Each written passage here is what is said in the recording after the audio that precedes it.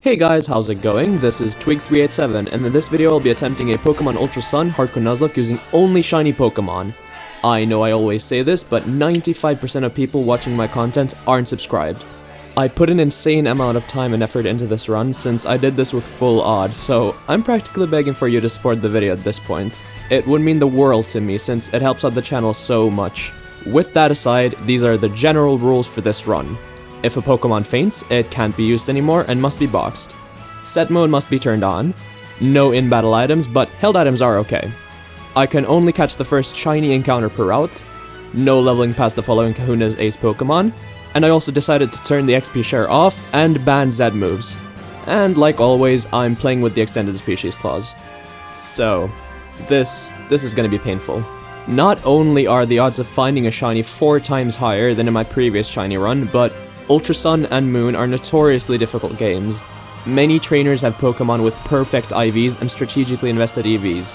I'm gonna have to spend just as much time planning each major battle as I do actually looking for the shiny Pokemon. Also, in order to not make this video an hour long, I'll be skipping many fights that I think were easy or unexciting, notably many rival and captain fights. I'm naming my Pokemon after a common theme, so if you can guess that theme, comment your answer down below. Also, if you have any suggestions for future challenges, leave them in the comments below. So without further ado, let's get into this. First things first, I start soft resetting to get a shiny Litten. I find this to be the most excruciating part of a shiny Nuzlocke.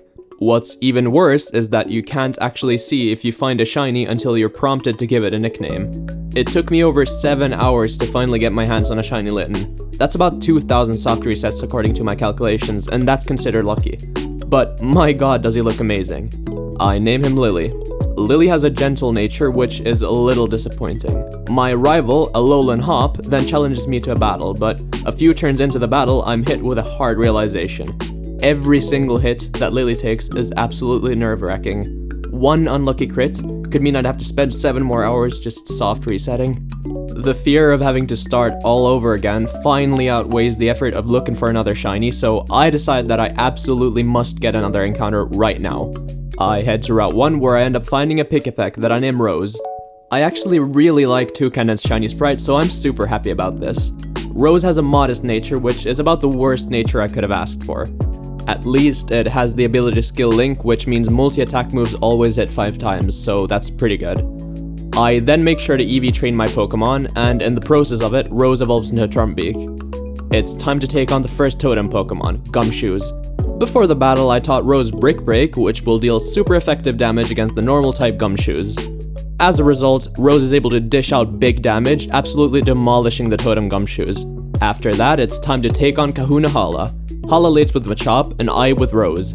Rose starts setting up with Workup as Hala's Machop uses Focus Energy. This allows Rose to set up one more time, since even a crit shouldn't take me out here. After that, one pluck is enough to finish off Machop. Makuhita comes out next and hits Rose with a Fake Out, which doesn't do much, so on the next turn, another pluck takes out Makuhita. Last up is Crabrawler, but one more pluck is enough to secure the win. That's the first trial completed. With the raised level cap, I'm finally able to evolve Lily into a Torracat. Next up is the water-type Pokemon, Araquanid. Considering I only have one viable member for this trial, I realize I should probably have more Pokemon at my disposal. Hence, I make sure to look for another encounter and end up fighting a Poliwag, after about 5 hours. I name her Hibiscus. Hibiscus has a bold nature, which is nothing special, not getting too lucky with the nature so far. It is now time to face the totem Pokemon. I decide to lead with Rose. One pluck brings Araquanid to a little over half health, but he then calls for an ally, which turns out to be Masquerain. Masquerain has Intimidate, so Rose's attack gets lowered, meaning another pluck likely won't take out Araquanid. It's all good though, since Araquanid doesn't have much he can hurt Rose with, so after 2 more plucks, the totem Pokemon goes down. Masquerain manages to paralyze Rose, so for safety's sake, I switch into Hibiscus. To my surprise, Masquerain really doesn't want to go down without a fight, and ends up causing Hibiscus quite some trouble. So ultimately, I switch into Lily, who finally finished off the Masquerain with a Fire Fang. That's the second totem Pokemon dealt with, and no deaths so far. Okay, I shouldn't have said that, somebody knock on wood. After hitting Nature's Gym, aka a patch of grass, Hibiscus evolves into a Poliwhirl. Next is Kiawe's trial on Wella Volcano. Hibiscus sets up with Rain Dance to power up Bubble Beam and to weaken opposing fire-type attacks. Because of this, a super effective Bubble Beam deals over half damage on Totem Marowak, and actually one-shots the ally Salazzle. Marowak connects with a Brick Break, which brings Hibiscus to 7 HP. To say I got a heart attack would be an understatement.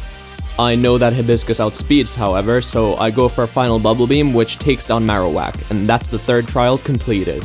On my way to the lush jungle, I happen to come across some sort of motel. I head inside and whoa, sorry about that, Gladion, didn't realize you were in here. I also find a water stone, and since I don't really care for any of the moves that Poliwhirl has yet to learn, I just evolve right away. Next up is Totem Pokemon Lurantis. This one can be quite tricky because she has access to Synthesis. Additionally, her ally Pokemon can set up Sun, heal her, and buff her defense, so I gotta make sure she doesn't outstall me. I lead with Lily, but after realizing that Lily just doesn't deal enough damage, I switch him out for Rose.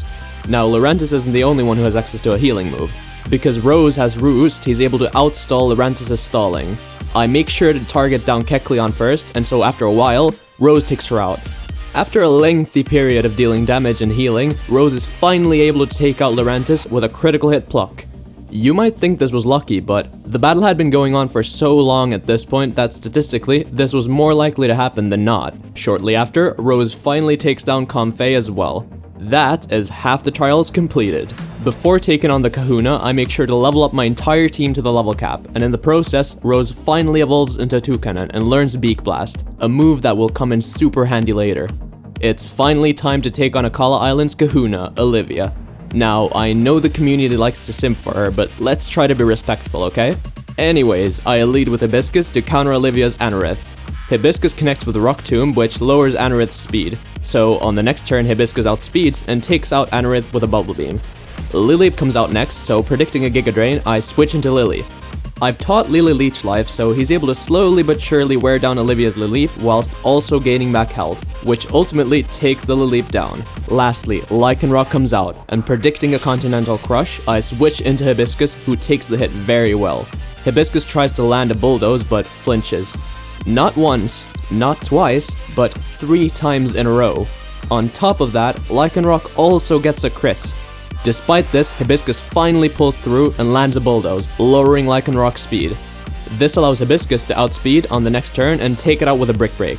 Despite some poor luck, we manage to take the win unharmed. To celebrate my win, I decide to hunt for another encounter. I end up finding an Alolan Diglett. For some reason, in the heat of the moment, I forgot that I'd already named one of my Pokemon Hibiscus, so I end up accidentally naming Diglett Hibiscus as well. For clarity's sake, I'll refer to her as Hibiscus 2. Hibiscus 2 has a quiet nature, which is absolutely horrible, since it cuts her speed and gives her special attack, which is useless for her. I then immediately evolve Hibiscus 2 into Dugtrio, giving her some absolutely dazzling hair. I then ascend Mount Hokulani to take on the totem Pokemon Togedemaru. I was actually caught completely off guard and didn't have time to get ready, so I end up leading with Rose. It's no big deal though, as I can just switch back into Hibiscus 2, who is immune to Togedemaru's Zing Zap. Hibiscus gets off a few Bulldozes before she's forced to switch out into Lily. Lily manages to burn Togedemaru with a Fire Fang, which is absolutely crucial. After taking some damage though, Lily is also forced to switch out into Hibiscus 2.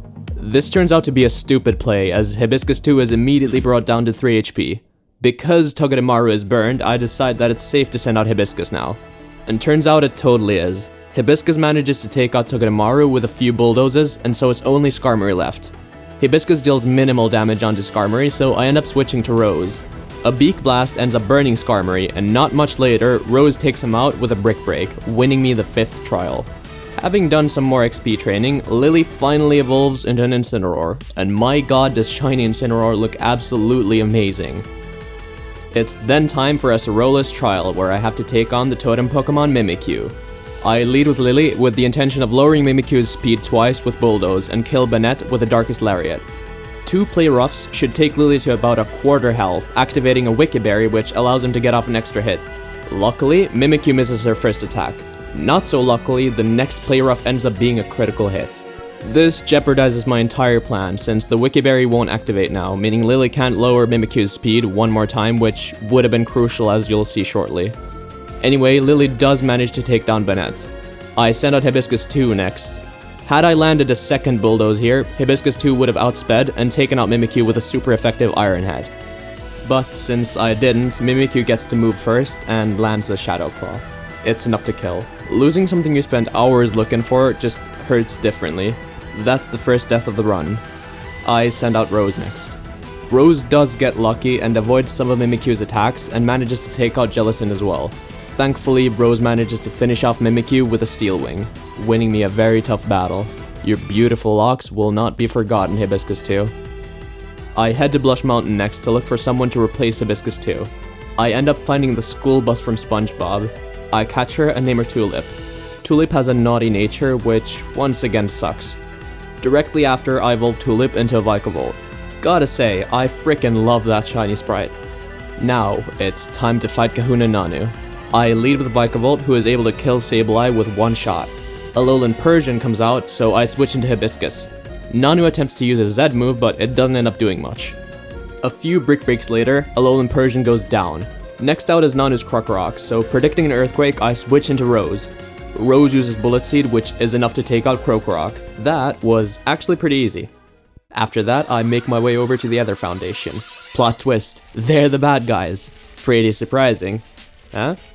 No? Well, I'm challenged by Team Skull leader Guzma, or as his friends like to call him, Bugcatcher Gus. I lead with Rose to use Beak Blast to burn Golisopod and force him to switch out. Guzma sends out Pinsir instead, so I switch into Hibiscus. Hibiscus poisons Pinsir with Toxic and also wears him down with some Rock Slides until eventually Pinsir goes down. Guzma sends out Vikavolt, so I counter by switching into my own Vikavolt, Tulip. My Vikavolt is clearly the stronger one though, so a single Bug Buzz takes out the opposing Vikavolt. Next out is Masquerain, so I switch into Lily.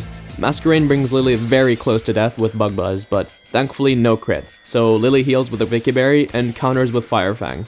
Masquerain barely survives, but gets burned, so the burn damage is enough to take him out. Last out is Golisopod once again, but he's not too threatening due to his burn.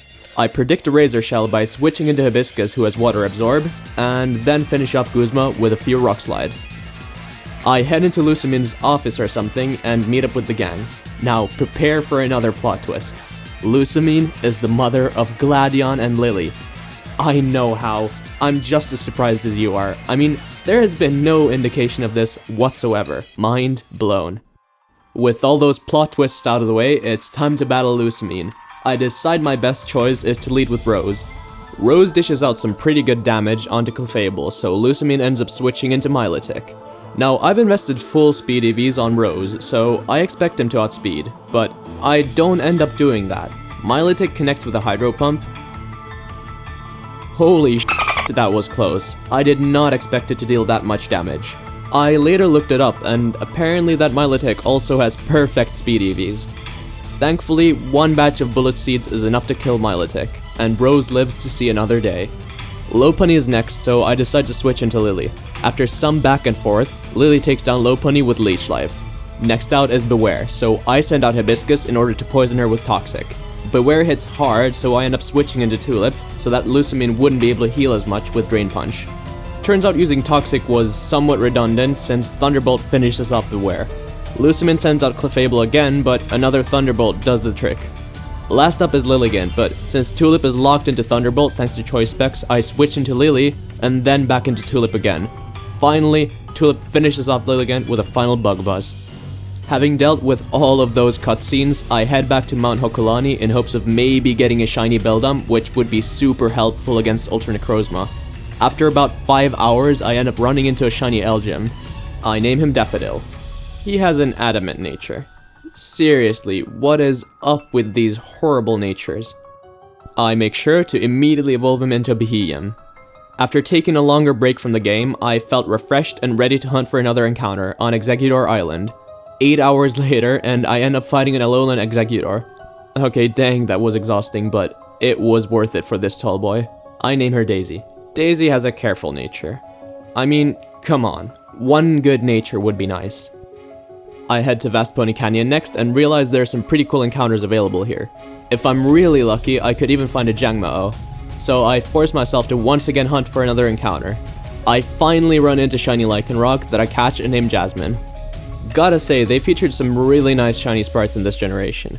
Continuing the tradition of bad natures, Jasmine has a relaxed nature. It is then finally time to buy some drip. I, of course, buy the most expensive and exquisite Kamo clothing. What do you mean I don't have enough money? I need to complete the look. Give me my goddamn drip, Karen. Looking fresh, I head down into Vast Pony Canyon once again to take on the totem Pokemon Kamo. I lead with Daffodil, who will serve as our toxic staller. I apologize for resorting to that, but I do hope you'll understand. So, after a long process of protecting and recovering, Kamo finally goes down to poison damage. Daffodil then poisons Noivern. Additionally, Psychic brings down Noivern to low health, and so finally Noivern also goes down.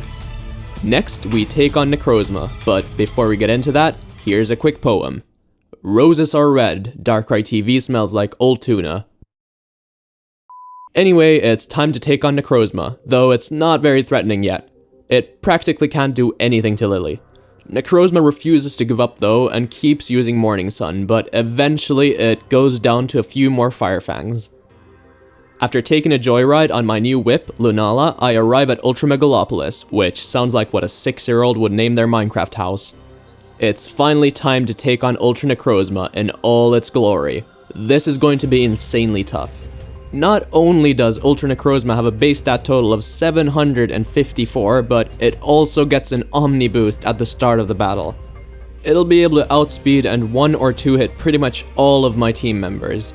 This leaves me with only one choice, to Toxic Stall. I'm once again very sorry, but this battle could very easily be a run-ender, so I'm not taking any risks. So I lead with Daffodil, who connects with Toxic. Daffodil protects, and on the next turn I have to try to double protect. Which actually succeeds. In hindsight, I should have switched into Hibiscus here and then alternated between team members to stall out Necrozma, but for some reason I tried to get up a third protect. Which, of course, fails, and ends up in Daffodil's demise.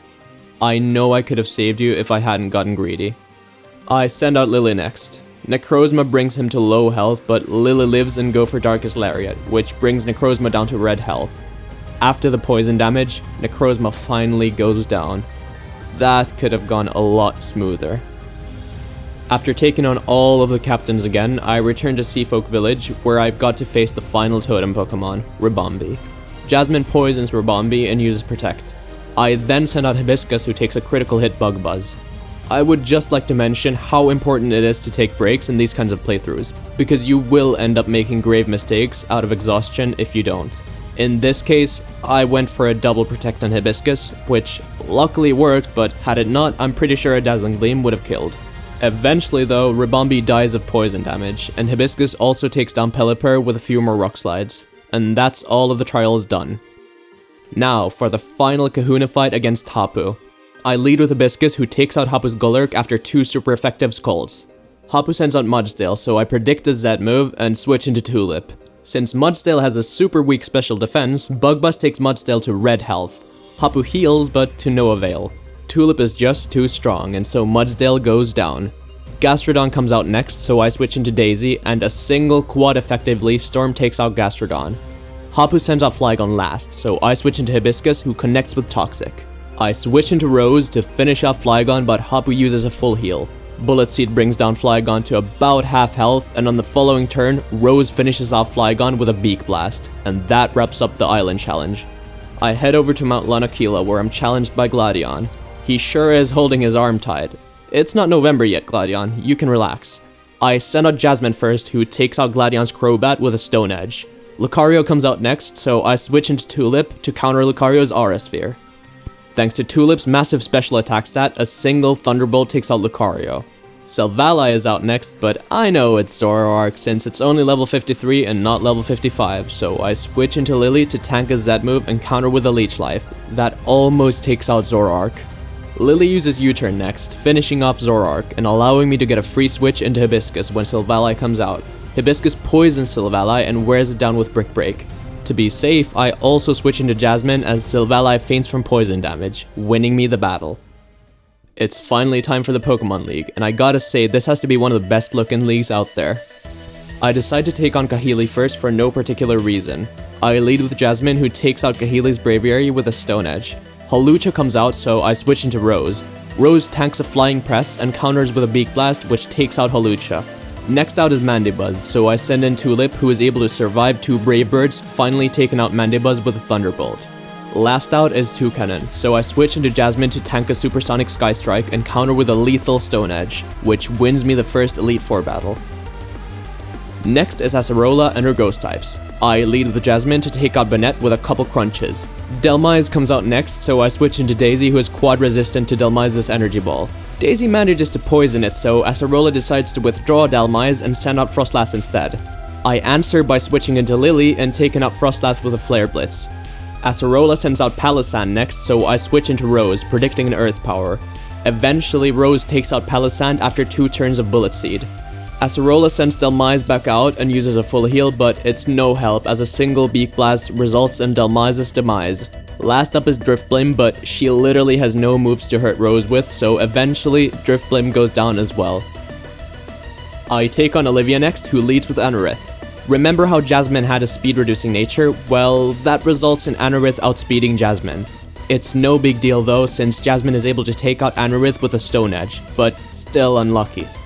Olivia sends out Cradily next, so I consider switching, but my gut tells me Olivia will try to lower Jasmine's speed with Rock Tomb, so Jasmine stays in. Turns out my gut was right, but after dealing a bit of damage onto Cradily, it's time to switch into Tulip. 1 Bug Buzz is enough to take out Olivia's Cradily. Gigalith comes out next and whips up a Sandstorm. Tulip switches out through Volt Switch into Hibiscus. Hibiscus lands a Skull that ends up burning Gigalith, but Olivia uses Full Restore. Thankfully, 2 more Skulls are enough to take out Gigalith anyways. Olivia sends out Probopass, so I switch into Daisy. We trade a few attacks, but eventually Daisy finishes out Probopass with a couple of Bulldozes. Olivia sends out her Lycanroc last, so I switch into Hibiscus to tank a Continental Crush. I have a Chardy Berry equipped on Tulip, which halves the damage of Rock-type moves, so I switch into Tulip, but Lycanroc ends up going with Rock Climb, which misses. Tulip uses Volt Switch to switch into Jasmine as Olivia heals. I send back Tulip, predicting a counter, and then Volt Switch back into Jasmine, who is able to finish off Olivia's Lycanroc with a Brick Break. The final Elite Four member remaining is Mullane. I lead with Lily, who takes out Mullane's Klefki with a critical hit Flare Blitz. Mullane sends out Metagross next. By leading with Lily, I'm able to bait out Metagross's Hammer Arm as I pivot back into Tulip, which lowers Metagross's speed. This allows me to switch back and forth between Tulip and Lily, as Metagross will always go for a not very effective move, since he moves after me. Eventually, Metagross goes down and Mullane sends out Dugtrio. I send out Rose to avoid Earthquake and use Beak Blast to burn Dugtrio. Dugtrio goes for Corkscrew Crash, but because of the burn, it doesn't kill. After a little bit of stalling, Rose gets double flinched and I'm forced to switch into Tulips, who takes out Dugtrio with a Crunch. I didn't exactly play my A game there. Next out is Bisharp, so I switch into Hibiscus, who takes him out with a couple Brick Breaks. Lastly, Mullane sends out Magneton, so I send out Jasmine, but regret my decision and switch back into Daisy. Eventually, I snap out of my brain fart and send out Lily, who is able to finish the battle with a Flare Blitz. Finally, there's only one trainer left to face, and that's Professor Kukui. Psych, it's just How. I lead with Tulip, who is able to take out How's Raichu with a single Bug Buzz. Crabominable comes out next, so I switch out Hibiscus to deal damage until How decides enough is enough and switches into Decidueye. I switch into Lily as How uses Bloom Doom, which does way more damage than I anticipated. Because of this, and because Flare Blitz deals recoil damage, this is it for Lily. Lily sacrifices himself in order to bring down How's Decidueye. I know you're not supposed to have favorites, but Lily was my favorite. I actually became quite attached to Lily, so losing him was quite painful.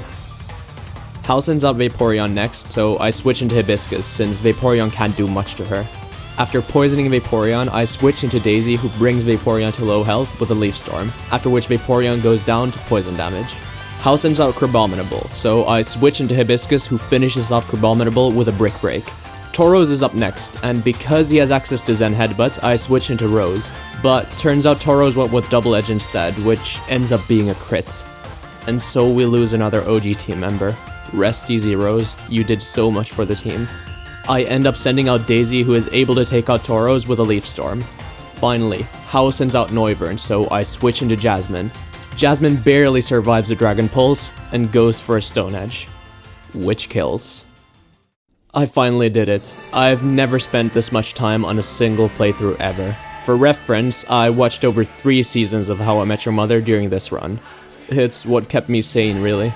I'm very satisfied and proud of how the run went though, and really grew to love all of my team members, and losing one was painful. If you are crazy enough to want to try out one of these runs, I cannot stress how important it is to take lots of breaks. It's crucial for both your physical and mental health. I put a lot of work into this video, so I really truly hope that you enjoyed it. If you did, I'd greatly appreciate if you supported me by subscribing and turning on notifications. Also, leave a like and comment. As we all know, it's good for the algorithm.